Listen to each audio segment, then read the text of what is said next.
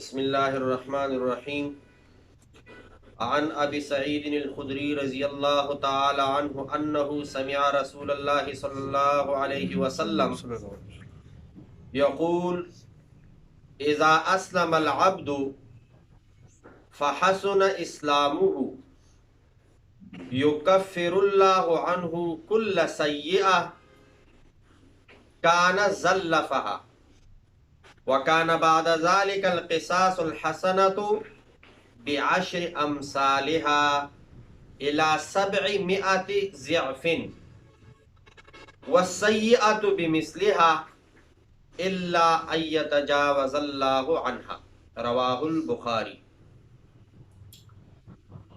ابو سعید خدری رضی اللہ تعالیٰ عنہ یہ صحابی ہے، فرماتے ہیں کہ میں نے نبی علیہ الصلوۃ والسلام کو یہ فرماتے ہوئے سنا کہ جب بھی بندہ اسلام لائے اور اس کا اسلام اچھا ہو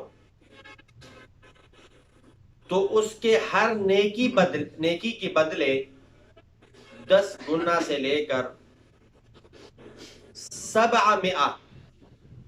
700 گنا تک اس کو اجر ملتا ہے۔ یعنی ایک کے بدلے 10، ایک کے بدلے 70، ایک کے بدلے 700۔ قرآن مجید میں بھی ہے نا کہ ایک گندم کا دانہ اس کے اندر 100 پودے نکل آئے اور ہر پودے میں گندم کے 7 کومپل اور اس کے اندر ایک میں 100 دانے ہو تو ایک سے کتنے نکل آئیں گے؟ 700۔ اب جس طرح امتحان میں بہت سارے لوگ امتحان دیتے ہیں، جس نے پڑھائی اچھی کی ہوگی اس کے نمبر اچھے آ رہے ہوتے ہیں، کسی کے 50 نمبر، کسی کے 100 نمبر، کسی کے 80 نمبر، کسی کے 70 نمبر، حالانکہ سوال ایک ہوتا ہے۔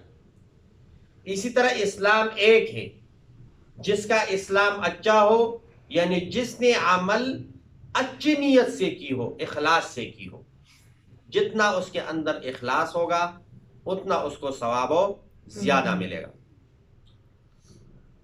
وَالسَّيِّئَةُ بِمِثْلِهَا، اور برائی اسی کے بدلے اس کو عذاب ملے گا۔ ایسا نہیں کہ ایک کے بدلے 10، ایک کے بدلے 1، اور وہ بھی إِلَّا أَن يَتَجَاوَزَ اللَّهُ عَنْهَا، اللہ اس ایک کو بھی معاف فرما دے۔ اللہ اس ایک کو بھی معاف فرما دے۔ تو اب شرط کیا ہے کہ اللہ معافی مانگے، اللہ سے معافی مانگے، بندہ اللہ سے معافی تو اللہ معاف کر دیتے ہیں۔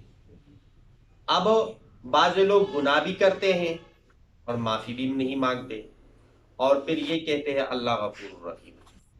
اللہ غفور الرحیم ہے، لیکن آپ اللہ سے اپنے گناہوں کا بخشش کریں گے، طلب کریں گے اپنے گناہوں کا کہ وہ معاف فرما دے، اللہ رب العزت معاف فرمائیں گے، معاف کرنے والا ہے۔ تو کوشش کریں گے نا انشاءاللہ زیادہ سے زیادہ نیکی کرنے کی توفیق اللہ ہمیں عطا فرمائے، اور برائیاں نہ کرنے کی توفیق ہمیں عطا فرمائے۔